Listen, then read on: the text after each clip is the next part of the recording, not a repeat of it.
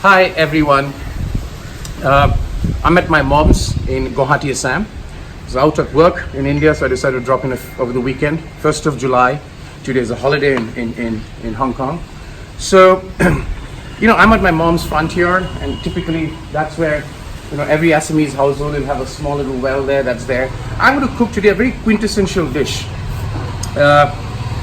It's from the east. It's a jackfruit, but it's not the ripened jackfruit. It's the raw jackfruit. So let me just show you to you what a jackfruit looks like. So someone's just bringing it to me, and I'm going to just show you how it looks like. That's the jackfruit, right? I've already cut half of it, which I'm going to make. It's raw. It's not ripened, all right? And typically in the north, it's very sticky things comes out. So typically in the north, it's called Kathal ki sabji or jackfruit vegetable.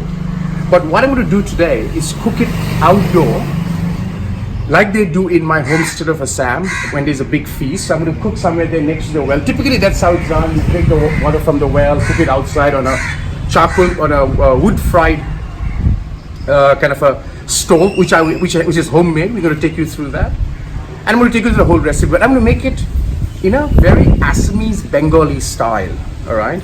And if you have it right, and I can tell you, if you have these two bowls in front of you, you'll never be able to make out whether it's mutton or it is jackfruit. We'll take you through the process today, right? So if today's my videographer is my nephew Reet or Satya Pratim. So if Satya can come closer, I want to show the stove. So this is a stove. This is kind of a wood-fired stove, homemade, with clay. This can go big. I have seen like this size. This is a small one. I'm going to cook in the wood goes in from here. You put the pan here, and it's wood fired. I'm going to do this. And here I just wanted to give you a glimpse of the well. Traditionally, it's not used. I mean, we keep it. We rarely use it. We use it just to plant the flower trees, etc. But typically, most Assamese household will have a well, and at times there will be a small little temple. So we generally use this part of the yard, to make whenever we have large family gathering and feast. But one of the things I want to show you is this. If Reed can come closer, this tree that I'm pointing to right now, this is a cinnamon tree. The bark of this tree is used, as you know, for cinnamon. And this leaf of the cinnamon tree, which is up there, if you just mash it a little bit, wash it, mash it a little bit, and put it in tea, it gives a beautiful flavor. And my homestead is known for rains and greenery. It's summer, it's July, and you can see there's a hell of a storm gathering up there. So we're going to try and see, we're going to do this outdoor here. And we'll come back, and now we're going to take you through the cooking process. So this is a small kind of a mini visit back home in Guwahati. So let me show you the ingredients for today. So if Reed can come closer. Oh, by the way, you should see this. This is betel nut from my mom's trees up there. So this is the jackfruit. I have cut it into bite size. Remove the seed. The seed is here, right? I've removed the seed because the seed gets very hard. So I've soaked it in salt water, kind of blanching it. I've done it for about 45 minutes. That's the right thing to do. For the wet grind, I'm going to go for this for a wet grind. I'm going to show you a very traditional wet grind. So you've got garlic, ginger, and green chili. And then these are the dry spices, dry whole spices. That's clove, cardamom, cinnamon, and bay leaf. And these are the powdered spices. Not much. Turmeric powder, Kashmiri red chili powder, as I always use, or degi mirch, and coriander powder. Right? Now, here is where I'm going to introduce Harin.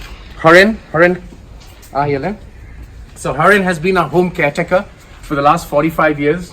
Was my mom's sous chef when she was alive. My mom passed away in December 2015.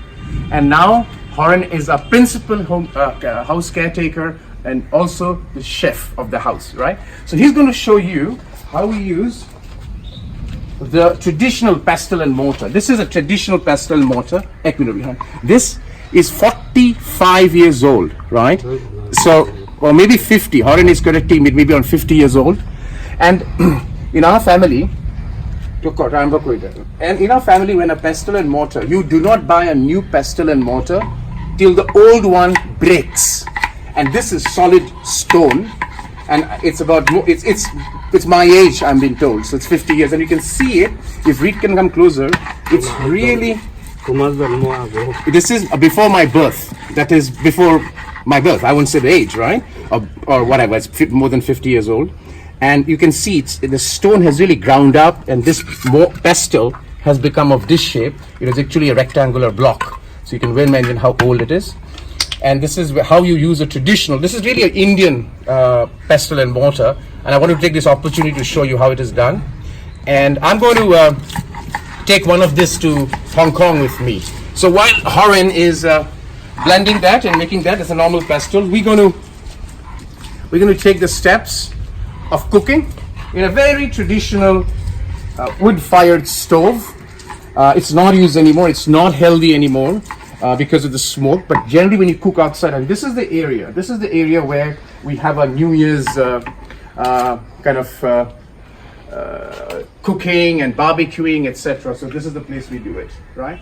So we'll come back and take you through the last steps of cooking from Bordo's kitchen in Assam, Guwahati at Mons. As you can see, we are lighting up the stove. It's wood fired, and I'm going to use this to cook. It gives a beautiful smell, although it's not recommended by WHO anymore because it does create health issues. So we're going to cook in this very traditional stove. So I'm going to start cooking. The pots, the stove is right. This is mustard oil. So I'll put a handful of mustard oil here. Okay, the oil is really hot. I'm going to put first all the dry spices. These are the dry spices. So I'm going to let it cook for a while, for about 2 to 3 minutes. Hi, parents of cooking outdoor. As you can see, it's about to pour. You can hear the thunder and the lightning. So I just say do it kind of in the garden and between the garden and the house. I'm doing it in the balcony. So the spices have been well sauteed. At this point in time, I'm going to I've got 3 chopped onions, sliced onions, that goes in. And at the same time, I will put the wet brine, and I mix up the two, and I bring it to a good, nice fry before I take the next step of the dry spices and the jackfruit, of course. That's the main ingredient I'm cooking today. So while this is happening, we'll take a break because it's going to take some time. We'll come back, and as this sautees well, we're going to do the last step. The onion is very well sauteed, and you can see the oil come out. So it's horribly dark here at 4:30, 4:45 because of the rain or the impending rain. So now is when I'm going to put the blanched jackfruit. Flavor, I'm cooking it exactly the way I would have cooked it, just traditional curry. So I'm going to give it a stir. I'm going to bring it to a mix. At this stage, again, salt to taste. So at this stage, just for the purpose, I'm going to put a little bit of salt, but I will do the final salt test as we go, as you know.